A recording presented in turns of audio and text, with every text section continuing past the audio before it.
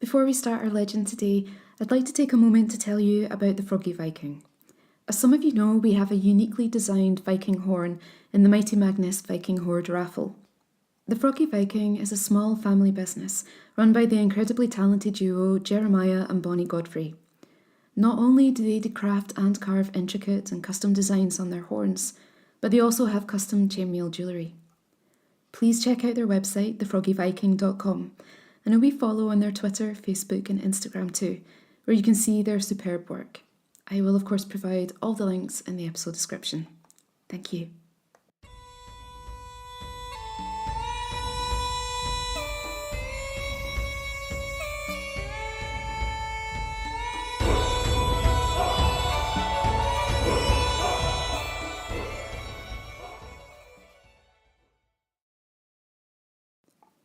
Edain the Queen.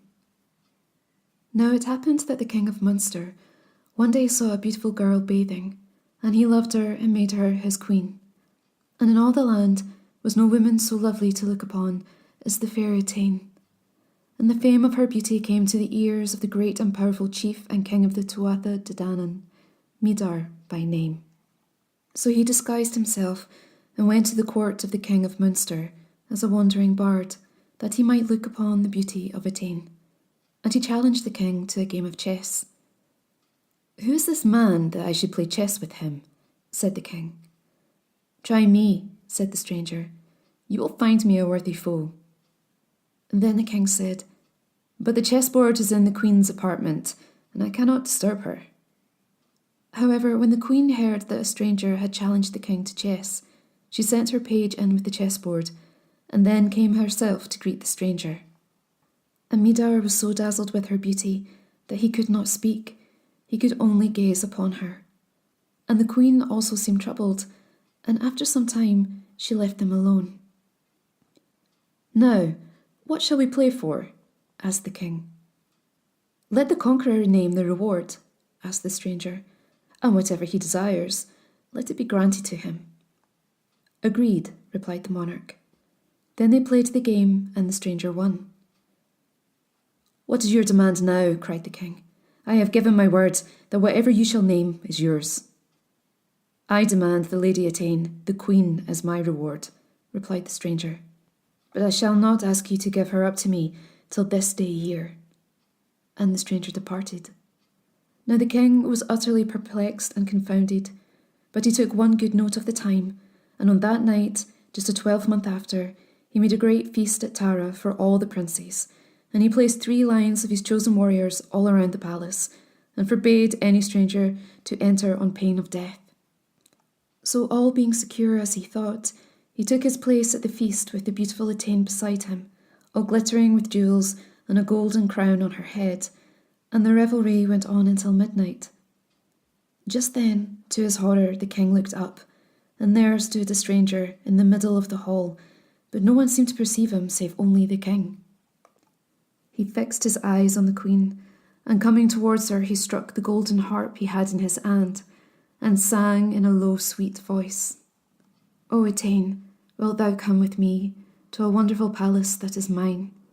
White are the teeth and black are the brows, and crimson as the mead are the lips of the lovers.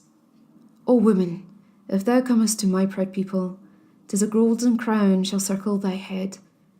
Thou shalt dwell in the sweet streams of my land, and drink of the mead and wine in the arms of thy lover." Then he gently put his arm around the queen's waist, and drew her up from her royal throne, and went forth with her through the midst of all the guests, none hindering, and the king himself was like one in a dream, and he could neither speak nor move. But when he recovered himself, then he knew that the stranger was one of the fairy chiefs of the Tuatha-De-Dannan, who had carried off the beautiful Edain to his fairy mansion. So he sent round messengers to all the kings of Erin, that they should destroy all the forts of the hated Tuatha race, and slay and kill and let none live till the queen, his young bride, was brought back to him. Still she came not. Then the king, out of revenge, ordered his men to block up all the stables where the royal horses of the Danans were kept, so that they might die of hunger. But the horses were of noble blood, and no bars or bolts could hold them. and they broke through the bars and rushed out like the whirlwind, and spread all over the country. And the kings, when they saw the beauty of the horses, forgot all about the search for the Queen Edain, and only strove how they could seize and hold as their own some of the fiery steeds with the silver hoofs and golden bridles. Then the king raged in his wrath, and sent for the chief of the Druids, and told him he should be put to death unless he discovered the place where the queen lay hid. So the Druid went all over Ireland and searched, and made spells with oghams, and at last, having carved 4 oghams on 4 wands of a hazel tree, it was revealed to him that deep down in a hill, in the very centre of Ireland, Queen Edain was hidden away in the enchanted palace of Midar, the fairy chief. Then the king gathered a great army, and they circled the hill, and dug down and down till they came to the very centre. And just as they reached the gate of the fairy palace, Midar, by his enchantments, sent forth 50 beautiful women from the hillside to distract the attention of the warriors, all so like the queen in form and features and dress that the king himself could not make out truly if his own wife were among them or not. But Edain, when she saw her husband so near, was touched by love of him in her heart. And the power of the enchantment fell from her soul, and she came to him, and he lifted her up on his horse and kissed her tenderly, and brought her back safely to his royal palace of Tara, where they lived happily ever after. But soon after, the power of the Tuatha-De-Dannan was broken forever, and the remnant that was left took refuge in the caves where they exist to this day.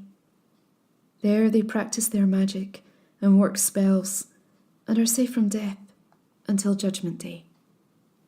Thank you once more for joining me and listening to the tale of Edain. Today's version of the legend comes from a wonderful source, Lady Francesca Speranza Wilde, mother of Oscar Wilde. And I must thank my own mother for a copy of Lady Wilde's book, Legends, Charms and Superstitions of Ireland. Thanks, Mum. My sincere thanks to everyone who is donating to Mighty Magnus Viking Horde raffle. We are almost at the halfway mark of the target. If you would like to enter the raffle for a chance to win some incredible prizes from a wealth of talented folks, please check out the Just Giving page, and I'll provide a link to that in the episode description.